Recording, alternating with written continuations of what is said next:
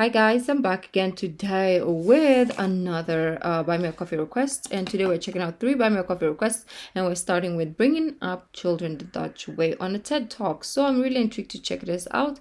Before we start, don't forget to subscribe, click the bell button. Let's get it. Oh.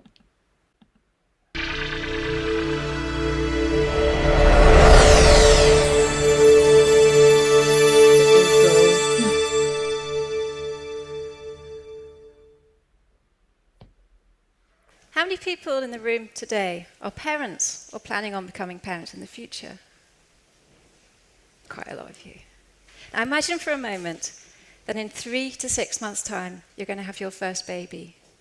What sort of parent do you aspire to be? What do you want for your child?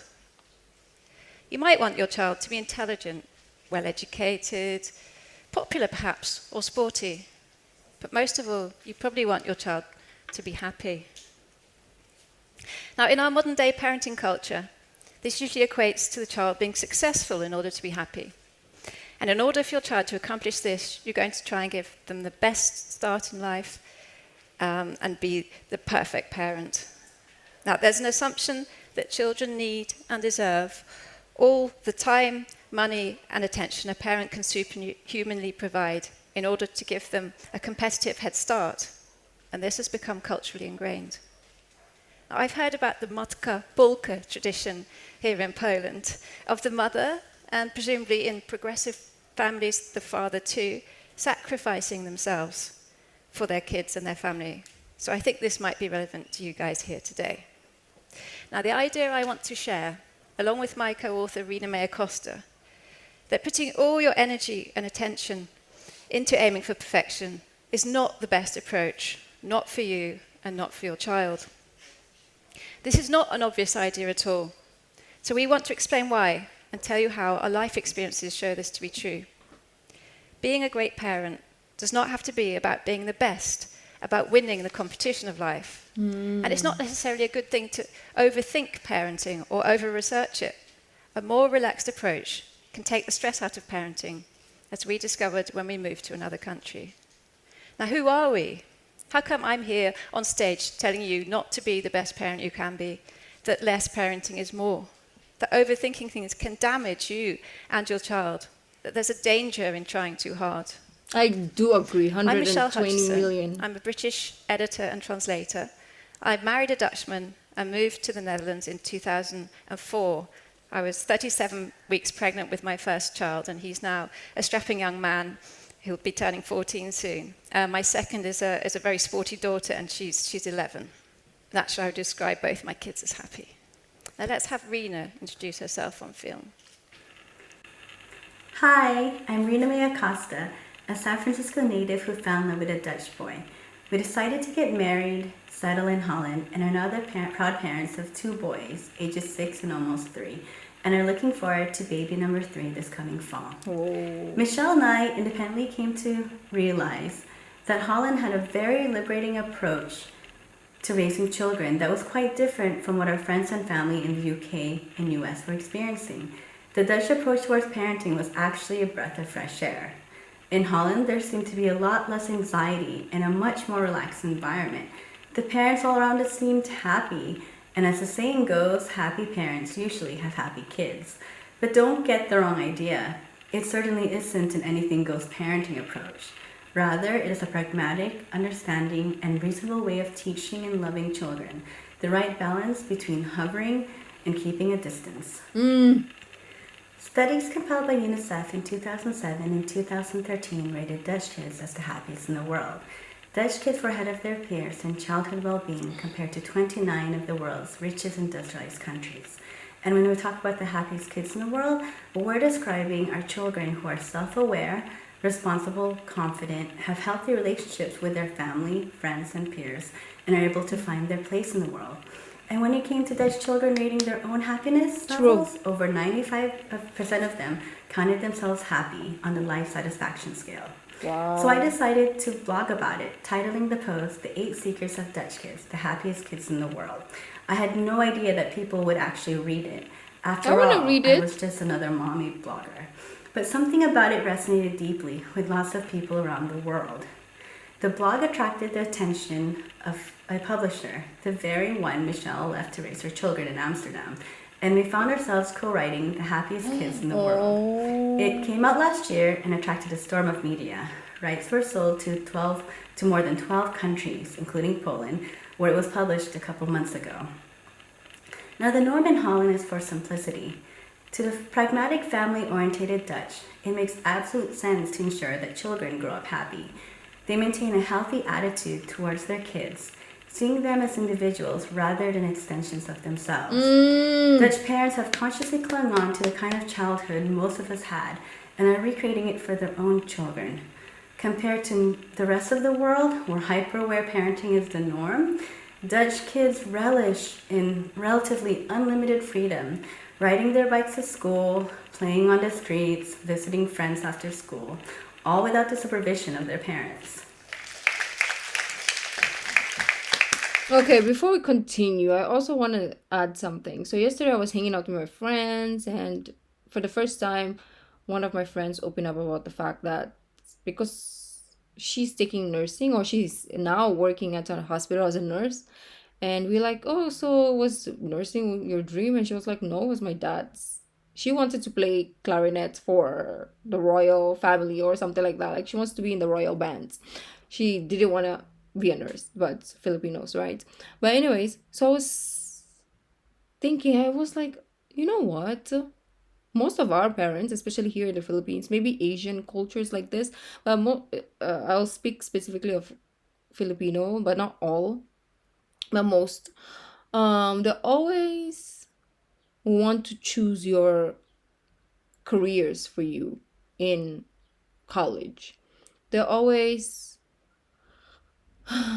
say, oh, you become this, you do this, you have to do that. You know, some people are strict, some stricter than the others. You as a child will be like, no, thank you, but most children will definitely follow. And I'm like, the more that they care about you, I mean, when we're doing this, they do care about you, and they feel like telling you what to do will benefit you, but in reality they just pull you away from your dreams, right? Because as a person, if you're doing something that makes you happy, you will want to do it even more, right? You will find ways to succeed in that because it makes you happy, so you're not going to give up easily. But if you are forced to do something, you're bored, you get tired easily, you don't want to go to work, you don't want to live that life, right? So what happens? Most of the people here in the Philippines will become unemployed, and it will lead to crimes and so on and so forth. So basically what I'm saying is, people enforcing dreams on their kids are actually hurting them in the long run. So we need to parents. We need to teach parents how to parent their kids here in the Philippines. Now, all that freedom she describes, it sounds familiar, doesn't it? And yes, many of us grew up that way. So why can't we recreate this for our kids? These ideas aren't uniquely Dutch at all. Many of us would love to implement them if we weren't so worried about what other parents around us would think. Now, let me describe 5 key features of the Dutch approach to family life. 1. Dutch kids play outside unsupervised. Playing outside unsupervised. Well, why not? Fear. Fear has become so dominant in contemporary society that many parents no longer dare to leave their kids unsupervised. They hover over them all the time, picking them up when they fall down. It's of course natural and terrifying to imagine your child being attacked, abducted, or worse. Believe me, any normal parent has these fears. Dutch parents taught me that it's completely normal. The trick is to let go of the unrealistic fears.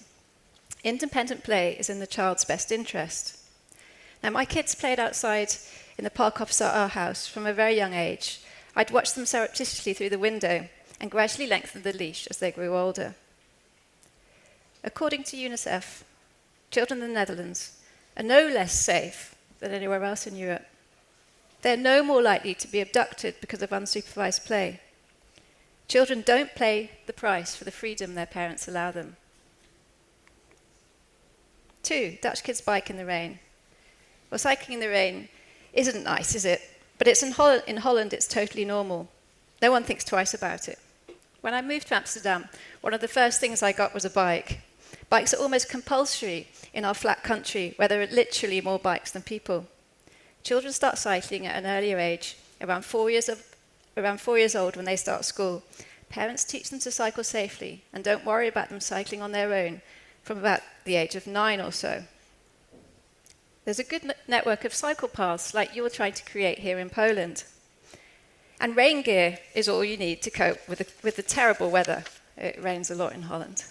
Mm-hmm. Now, in terms of getting your kids out there, it's true they need a push at the start when they're very young.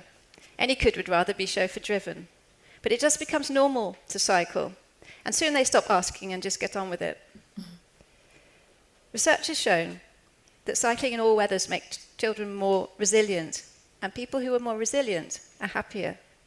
I've just got back from a holiday in London with my daughter, and she constantly missed the convenience of her bike. They're really good for impatient children because you can just get on and go. 3, Dutch families spend more time together.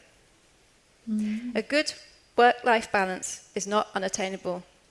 The Dutch fought for and attained a work-life balance that many parents would be envious of. According to the latest statistics, Dutch work on average 32 hours a week, which is the lowest in the world aside from Rwanda. Yet they are efficient. They rank 7th in terms of productivity per capita. We're not talking about a country that's poor but happy. However, there's less need for status symbols, and we attribute some of the happiness to the lack of materialism in Dutch families. Holland is a high-achieving country that fosters creativity. Just look up the list of Dutch inventions on Wikipedia. It's longer than your arm. Recent inventions include Blu-ray and Wi-Fi. And more older ones apparently include the stock exchange, the orange carrot, and the plastic bicycle mudguard.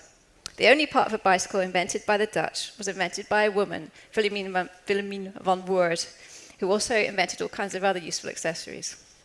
Now, since they're working less, many mothers and fathers dedicate 1 day a week or more to simply spending time with their children, and they pencil in time for themselves too. In Holland, as I discovered when I got an office job there, it's totally acceptable to leave work at 5 p.m. to go home to your kids. Simple time together is more important than squeezing every important experience into so-called quality time. And another key thing to remember is that happy parents have happy kids. As Rena told us, parents look after themselves, and these parents are great role models for their own children for the future. 4, under 10s have much less or no homework and more leisure time. So my Dutch kids, these guys here, had absolutely no homework at primary school. Not having academic pressure or homework gave my children plenty of time to do sports, hobbies, and play outdoors, which is that great Dutch trick for getting children off the iPad. In Holland, it's more important to enjoy school than to get ahead at school. Parents and teachers believe in letting kids grow up at their own pace. There is less pressure to excel or compete with other children to be top of the class. After primary school, instead of getting homework, children play at after-school clubs, set up their own play dates, or cycle off to their sports and hobbies. Right? So why can't we focus, like, we are done with school. Can we just leave that there and let's focus on our hobbies? Like, what do we want? Because not everybody's a scientist who is genius. Not everyone is good at math. I'm talking to myself. Maybe we're better in music. Maybe we're better in sports. Can we just hone those skills or talents? Because maybe we're not educationally gifted like the others, right? But in this environment, in this setup that we have here, they don't give you equal opportunity to focus on other things. So yes, I will never become successful in terms of educational stuff, but what if I will become successful because of my skills and talent? But who gives you that opportunity? Nobody. Not the parents, not the schools. It's only kids that have the courage to go against the rules that will thrive in like sports or like in other areas that they're passionate about. Philippines, we have to rethink. 5. Dutch parents have open, honest conversations with their children about sex. So we're talking about sex education that avoids creating taboos. Dutch parents love open, honest conversations. They talk to their children about sex as soon as their children ask, matching their explanations to suit how much the child can understand. By teaching their children about intimacy, sex, and boundaries from an early age, they raise children who not only lose their virginity later than in more sexually conservative countries, but are more likely to protect themselves from sexually transmitted diseases like chlamydia and gonorrhea. So this openness is actually a way of protecting children. Here's Rena's son and her pregnant belly. How many people here would be completely at ease if their child asked, where do babies come from? In Holland, it's not embarrassing to answer questions like this. We just do it in a relaxed way. Now, knowledge about reproduction, sexuality, and intimacy empowers children to set their own boundaries later. And last but not least, Dutch kids eat chocolate sprinkles on bread for breakfast. Okay, that's tip number 6. It's an extra free tip. But anyway, don't sweat the healthy eating in the morning. It's more important to go to school on a full stomach. And the Dutch have some of the lowest obesity levels in Europe. Because they're cycling everywhere. Now, for obvious reasons, we can't all move to Holland. But many of the features of Dutch life can be replicated. Of course, some things are harder than others and will need to be addressed on a national level. For example, shorter working hours. Unless you're a manager, then hey, go ahead and send everyone home at 5 p.m. tomorrow. It's also hard to reduce homework at primary school. Like, if I would.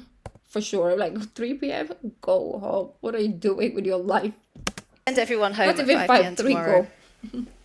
It's also hard to reduce homework at primary school or build safe cycling lanes.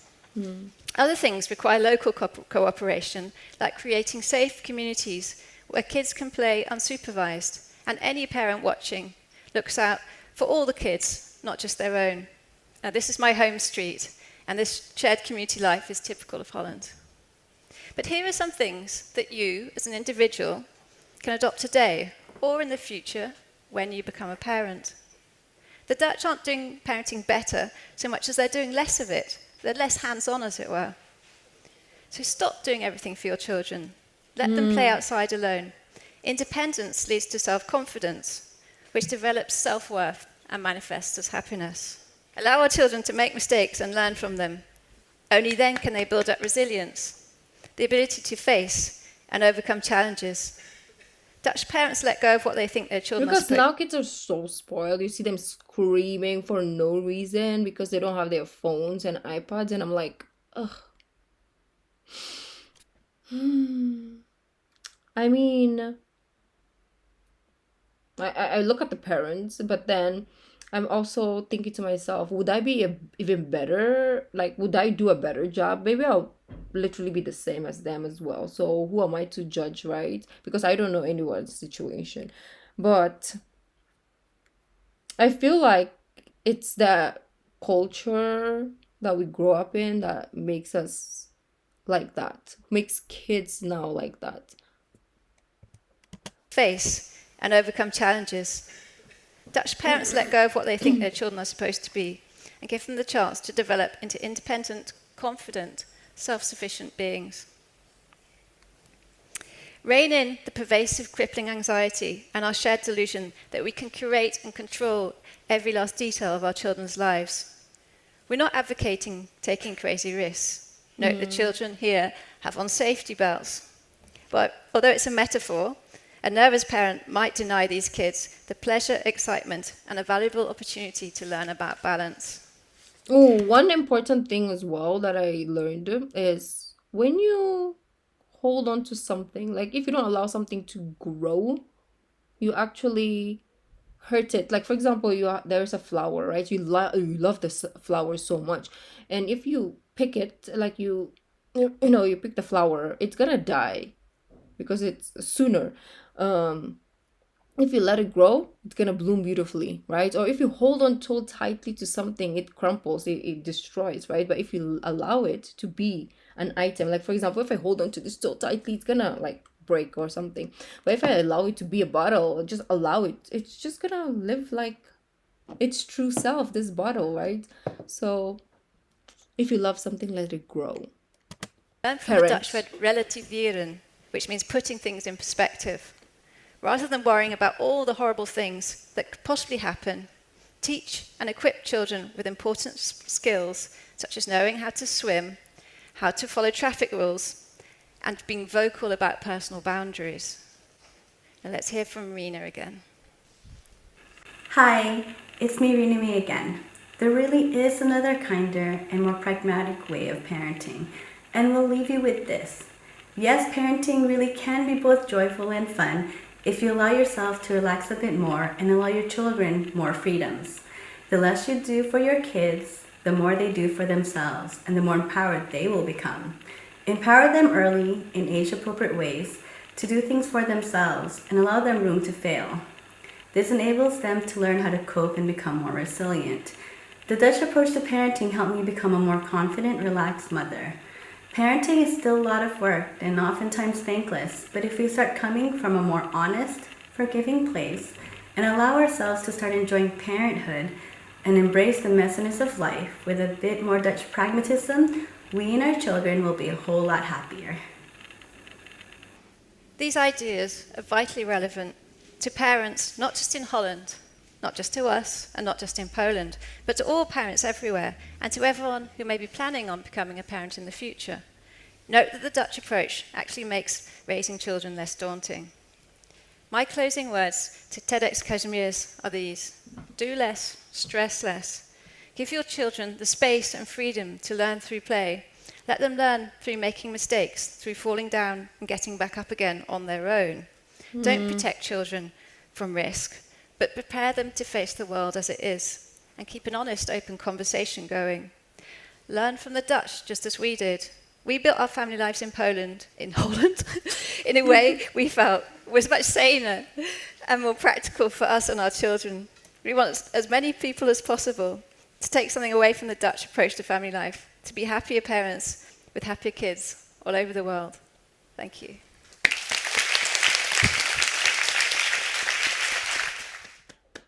That is so beautiful. Wow.